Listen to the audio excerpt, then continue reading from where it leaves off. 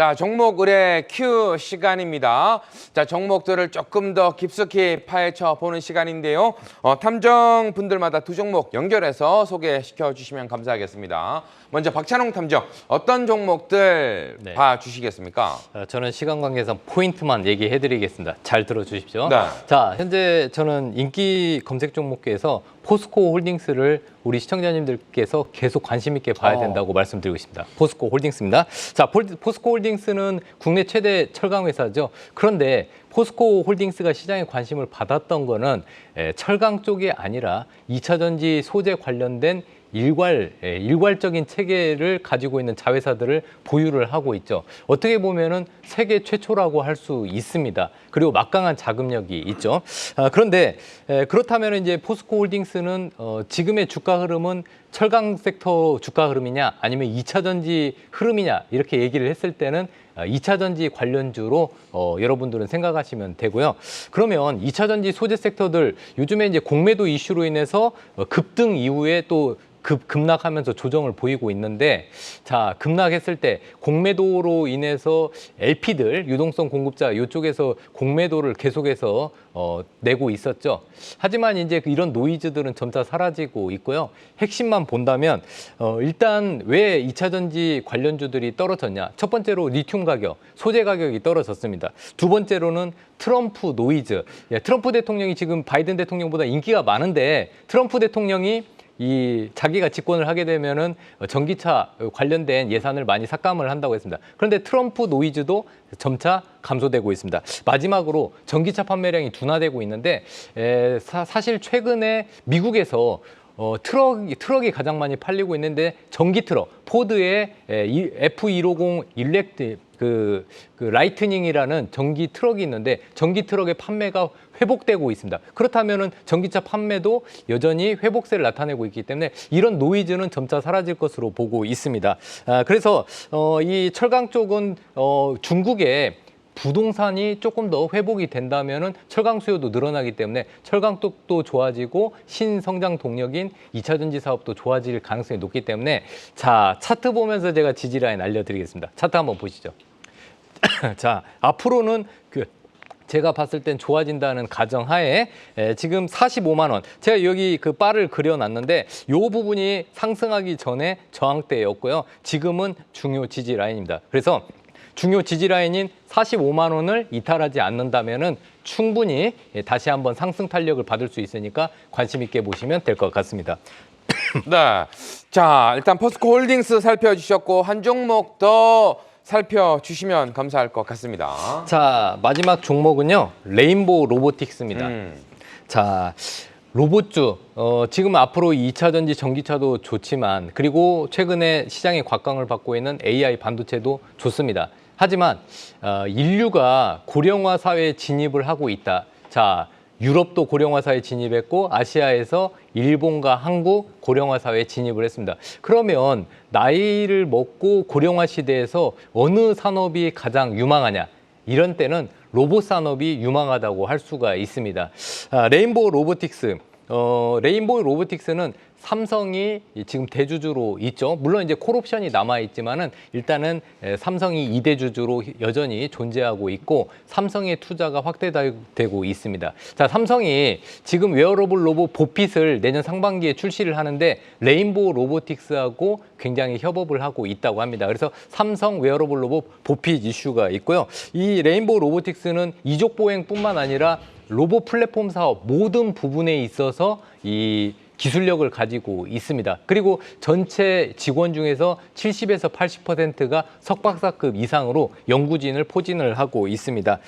그래서 내년 상반기까지 이 서빙 로봇과 물류 로봇 여기까지 완성을 시키면은 로봇에 관련된 모든 체인을 만들 수가 있다고 보고 있습니다. 자, 그래서 이 레인보우 로보틱스는 최근에 이 종목도 역시 공매도 공격을 많이 받았던 종목인데 조정 이후에 오늘 또 강한 상승 흐름을 보이고 있습니다. 자, 그러면 차트 보면서 말씀을 드릴 건데요. 제가 여기에 좀 줄 하나를 딱 그어놨습니다. 이 줄이 17만 원 부근인데 이 17만 원을 돌파 안착을 하게 된다면은 추가적인 상승세가 있을 수 있습니다. 다만 17만 원을 돌파 실패한다면 잠깐 조정이 나올 수 있으니까요. 이 17만 원을 기준으로 해서 시청자님들도 관심 있게 보시면 될 것 같습니다. 네, 계속해서 전태진 탐정도 두 종목 연속 살펴주시죠. 네, 일단 저는 기본적으로 가장 먼저 삼성전자 3연속 반도체에 관련된 이야기를 드리게 되네요. 네. 삼성전자 아시다시피 우리나라 대표 반도체 대장주입니다. 제가 이 반도체에 대한 부분들을 좀 계속 긍정적으로 말씀을 드리고 있는데, 자, HBM 관련해가지고 삼성전자와 SK하이닉스 재고가 좀 엇갈리는 모습들을 보여주고 있어요. 그리고 최근에 SK하이닉스가 좀 탄력적인 움직임을 보여준 것도 사실인데, 다만 반대로 시설 투자와 이 설비 투자에 있어서는 삼성전자가 SK를 좀 크게 앞서면서 오히려 지금보다는 미래를 준비하는 모습, 또 특히나 엔비디아에도 HBM을 공급하기로 했다는 이야기 나온 것처럼 결국에는 나중을 위한 그 캐파 확대에 좀 집중하는 모습을 보여주고 있습니다. 결국에 메모리 시장이 회복세로 돌아서면 품목별 시장 수요에 적극적으로 대응할 방침인 모습이기도 하고요. 삼성전자 역시 마찬가지로 내년 공급 물량에 대한 협의를 어느 정도 완료한 상황이라고 할 수가 있습니다. 결국에 이제 HBM 생산 능력을 현재의 2배에서 2.5배까지 늘리는 모습들을 보게 되면 삼성전자 같은 경우는 결국에 미래를 좀 더 내다보는 그런 흐름들이라고 보여줄 수 있고요. 자, 지금 반도체는 제가 지금 3연속 말씀을 드렸기 때문에 비슷한 흐름에서 그냥 유지된다라고 보시면 될 것 같고, 최근에 외국인의 매수는 꾸준히 나와주고 있어서 이 삼성전자 역시 좀 긍정적으로 봐도 되지 않을까라고 생각해서 마지막 세 번째로 삼성전자 다시 갖고 나왔습니다. 네. 또 다른 한 종목 어떤 종목일까요?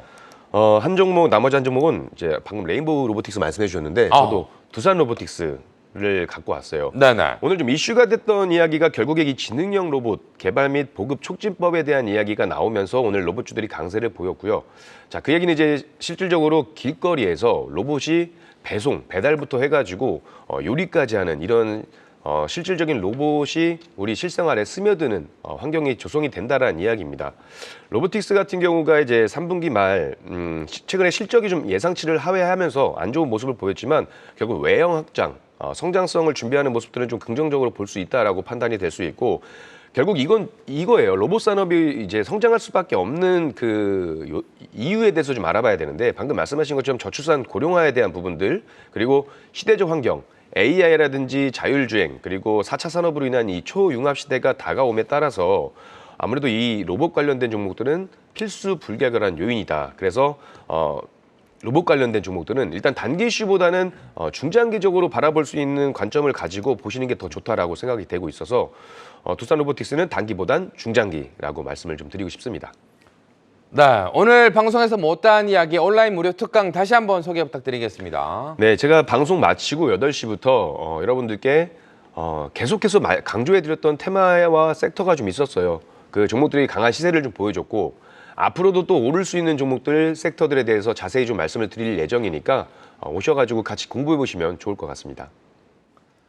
네. 계속해서 한준현 탐정 어떤 종목들 살펴주시겠습니까?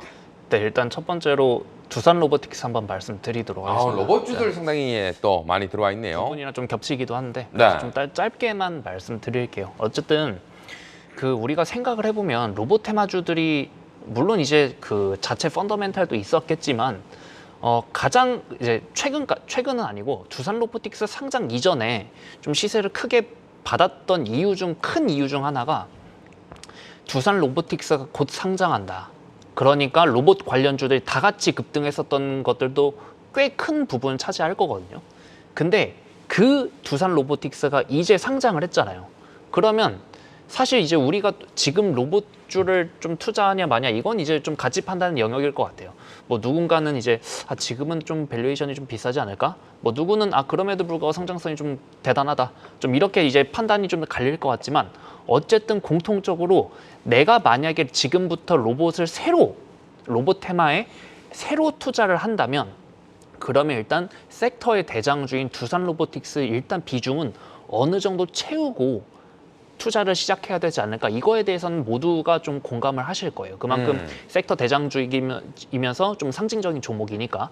그러면서 두산 로보틱스가 청약 당시에 그 기관 투자자들이 대거 락업을 걸어서 그 락업이 많이 걸려서 실제 유통 물량도 그렇게 많지도 않았고 락업이 풀리는 물량도 그렇게 많지 않았지만 그럼에도 불구하고 1개월짜리 락업 풀린 게 얼마 안 됐거든요. 그러니까 그럼 이제 이거 다음엔 6개월짜리 락업인데 그러면 이제 내년까지는 수급적으로 그렇게 좀 불편하지가 않을 것 같아서 지금부터 이제 직전 이제 좀 저항대를 뚫은 그런 모습이니까 이제부터는 그래도 만약에 여기서 수급 탄력을 받는다면 그래도 상장 시초가까지는 충분히 올라갈 수 있지 않을까. 물론 여기서 이제 수급적인 좀 혜택을 못 받으면 어쩔 수 없지만 어쨌든 수급적인 혜택을 본다면 상장 당시의 가격까지 충분히 올라갈 수도 있을 것 같고, 그리고 로봇 테마를 새로 투자를 좀 집행을 생각한다면 두산 로보틱스 충분히 보실 만하다. 좀 이렇게 먼저 말씀드리도록 하겠습니다. 네, 계속해서 한 종목 더 살펴주시죠. 네, 한 종목은 큐로셀라고 왔습니다. 제가 지난주에 가장 힘줘서 말씀드린 종목인데 정말 지난주 목요일 날 이제 4개 종목이 동시에 상장했다고 말씀드렸잖아요. 그러면서 큐로셀이랑 컨택을 말씀드렸는데 저 첫날 이제 좀 음봉이었죠. 그 다음날 공교롭게도 상한가였어요. 그리고 오늘도 상한가 갔다가 내려온 겁니다. 지난주에 2만 원짜리가 오늘 앞자리가 바뀌었어요. 딱 일주일 만에 50% 오른 거거든요. 지금 그때도 말씀드렸지만 그 제약 바이오라고 해서 모두 다 유망하다 이런 게 절대 아니고 제약 바이오 안에서도 뜨는 영역이 있고 좀 지는 영역일 텐데 그 중에서 카티 치료제라는 그런 뜨는 영역에 대해서는 좀 긴 중장기적인 흐름을 좀 관점을 갖고 가야 된다. 지금부터 무조건 이거 보셔라. 그래서 제가 큐로셀은 이번 주 화요일 날 이제 4시 반에 방송 나올 때도 그때도 이제 강조를 드렸는데 지금부터라도 좀 보셔도 될 것 같아요. 특히나 이제 수급적인 측면만 보셔도 이제 제가 이제 한 7, 8월에 큐리옥스 바이오 시스템즈로 이제 추세를 좀 크게 한번 좀 뽑아낸 그 기억이 있잖아요. 그때 초창기가 큐로셀이 지금 딱 국면인 것 같아서 지금이라도 한번 좀 관심 있게 지켜보셔도 괜찮지 않을까, 좀 이렇게 말씀드려 보도록 하겠습니다.